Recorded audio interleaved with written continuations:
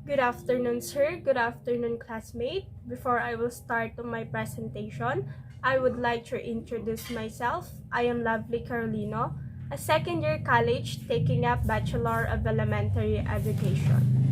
Today, I will discuss to you the 14 learner-centered psychological principles. And these 14 principles are divided into 4 categories. First is the cognitive and metacognitive. It is how strategies and learning process more effective. It is focuses on our mind. Second is motivational and affective. It is about setting goals, motivates ourselves to learn, and it is focuses on our heart. Next is developmental and social, kung ano na itutulong ng pakikipag-interact natin sa ibang tao pagdating sa ating pag-aaral. Lastly is the individual difference factors, kung paano tayo nagkakaiba-iba at kung paano nakakaapekto sa ating pag-aaral ang pagkakaiba-iba natin ng cultural background. Let us proceed to the category of cognitive and metacognitive factor. First is the nature of learning process. The learning of complex subject matter is most effective when it is an intentional process of constructing meaning from information and experience. For example, sa pag-i-enroll natin ng education.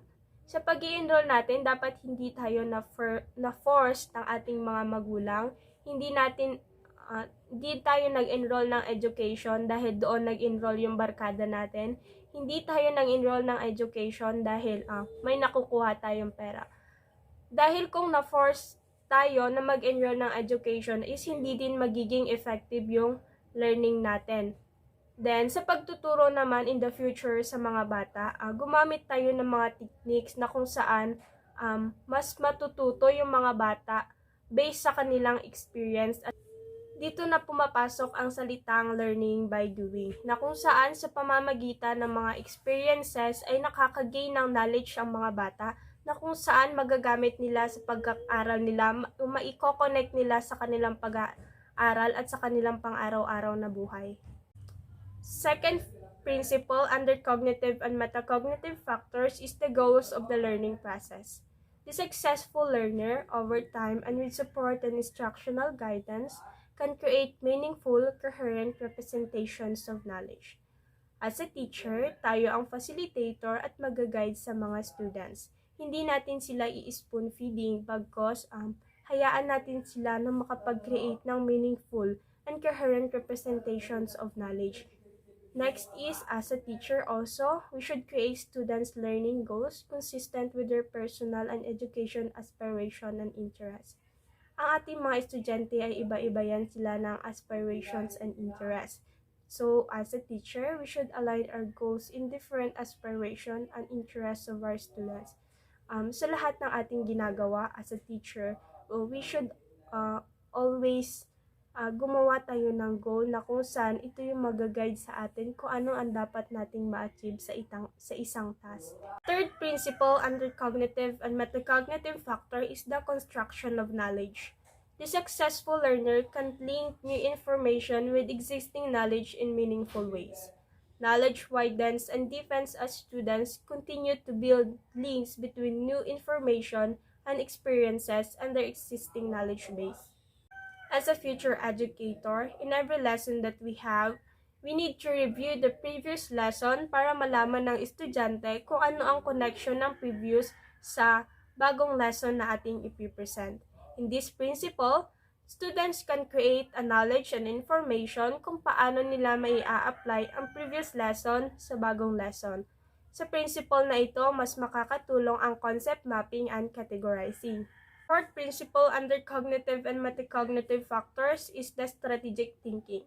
The successful learner can create and use a repertoire of thinking and reasoning strategies to achieve complex learning goals.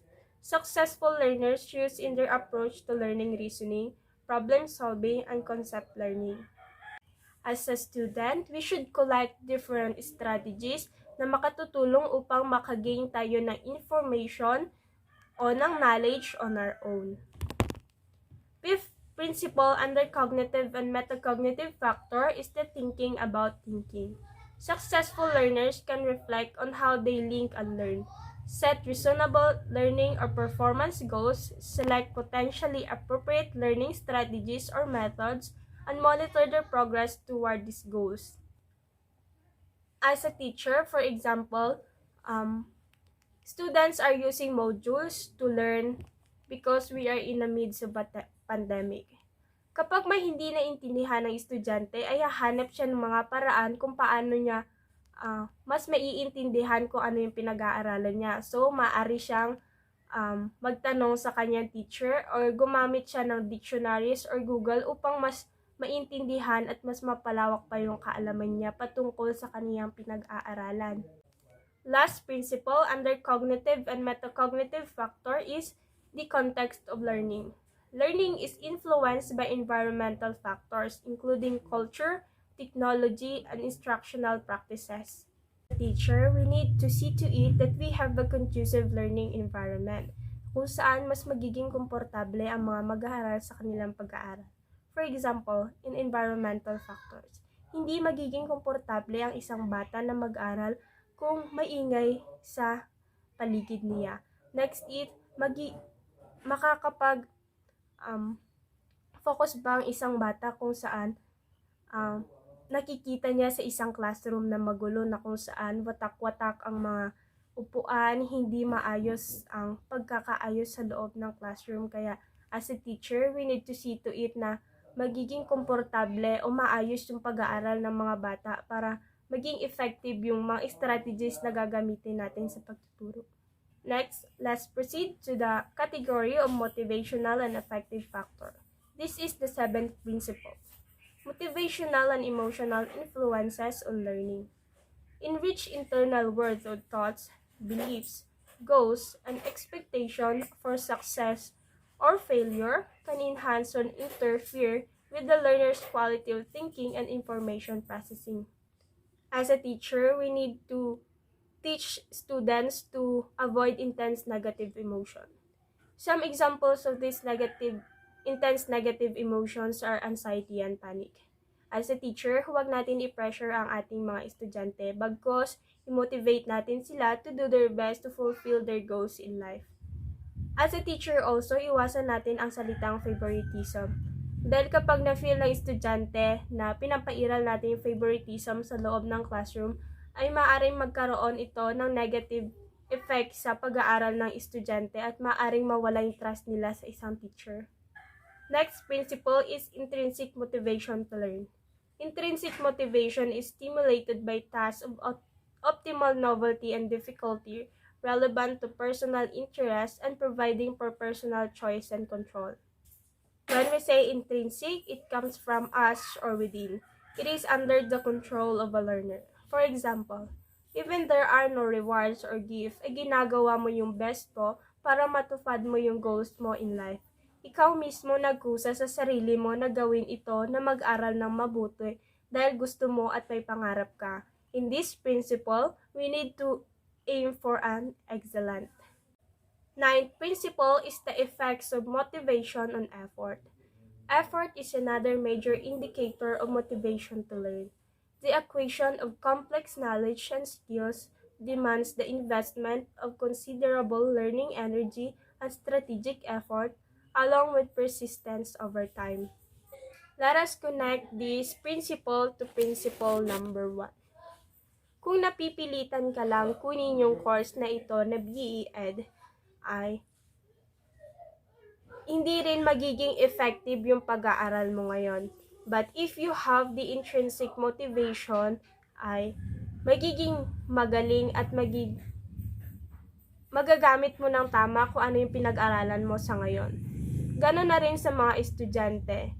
Kung wala silang courage na mag-aral, ay mahihirapan sila na maabot kung ano yung goals nila in the future. Pero kapag minotivate nila yung sarili nila, ay panigurado, makakamit nila yung goals nila in the future or magiging successful sila. So, as a teacher, we need to make our task interesting and relevant nang sa ganon, ganahan yung mga students sa pag-aaral and so that they will find connection about the lesson to their real life situation. As a teacher, we need to exert more effort and strategic effort nang sa ganon, ma-motivate natin yung estudyante na gawin ang lahat ng gusto nila at magkaroon sila ng courage na mag-aral ng mabuti. Sa ganon, ma-fulfill nila yung goals nila in life. Next, let's proceed to the category of developmental and social factor. The 10th principle is about developmental influences on learning. Learning is most effective when differential development within and across learning is physical, intellectual, emotional, and social domains is taken into account. Individuals learn best when materials is appropriate to their developmental level and is presented in a enjoyable and interesting way. Ang learner ay mas matututo kung ang teacher ay gagamit na enjoyable and interesting way sa pagtuturo. For example, sa grade 1, ay maaari tayong gumamit ng real objects na kung saan mas madaling matuto ang mga bata kasi nakikita nila sa harapan yung tinuturo natin. For example, sa pagtuturo natin ng addition sa grade 1, gagamit tayo ng 2 lapis at ipapakita natin ito sa kanila. Sa ganong paraan ay mabilis nilang makuha yung sagot sapagkat kanilang bibilangin na lang kung ano ipinakita natin sa kanila. But in grade 6, sa pagtuturo natin sa kanila ay maaari na tayong gumamit ng mga PowerPoint presentation, galon, or isusulat na lang natin sa board kasi yun na yung appropriate way sa kanilang level. The 11th principle is the social influences on learning. Learning can be enhanced when the learner has an opportunity to interact and to collaborate with others on instructional tasks. Communication is very important. As a teacher, we need to collaborate and communicate to our learner. Turuan natin sila patungkol sa pakikisama nila sa ibang tao. Example, as a teacher, nagpa-group activity tayo sa ating mga estudyante. Maaari tayong umikot sa bawat grupo to collaborate and to facilitate them in the group. Next, let's proceed to the last category, the individual differences factor. This is the 12th principle. Individual differences in learning. Individuals are born with and develop their own capabilities and talents. Educators need to help students examine their learning preferences and expand or modify them if necessary. As a teacher, iba-ibang students na ating mai-encounter sa isang classroom. There were students na below average, average, and above average. May mga students na magaling sa math, sa science, sa English, sa drawing, ganon. So as a teacher, we need to choose instructional method na kung saan matutulungan natin ang mga estudyante na ma-expand pa ang kanilang knowledge, skills, and talents. 13th principle is the learning and diversity. The same basic principles of learning, motivation, and effective instruction apply to all learners. As a teacher, we need to consider the learners' differences. For example, sa isang classroom, may student tayo na Muslim and Catholic. We need to respect kung ano yung pinaniniwalaan ng bawat isa sa kanila.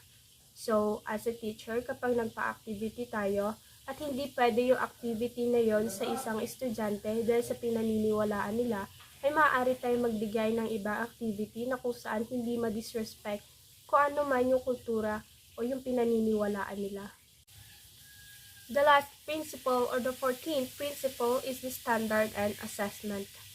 Assessment provides important information to both the learner and teacher at all stages of the learning process. This principle is the integral part of the teaching-learning process. Dito natin ini-evaluate yung kaalaman at kakayahan ng isang estudyante. Ang assessment ay ginagawa bago ang pagtuturo, habang nagtuturo at pagkatapos ng pagtuturo. In assessing students, kailangan natin mag-set ng standards. For example, out of 10 items ay kailangan makakuha ng 8 ang student nang sa ganon maipasa nila ang quiz, exam, ganon. In assessment, there are 3 kinds. First is the diagnostic. This is the assessment at the beginning of the lesson. Second is the formative. This is the assessment during the discussion. Third is the summative assessment done at the end of the lesson. But take note, summative is yun lang yung test na kung saan nire-record ng teacher. As a teacher educator, we need to apply this 14 learner-centered principle to make our teaching strategy more effective and so that students will learn a lot from us. Thank you so much for watching and listening. God bless us all.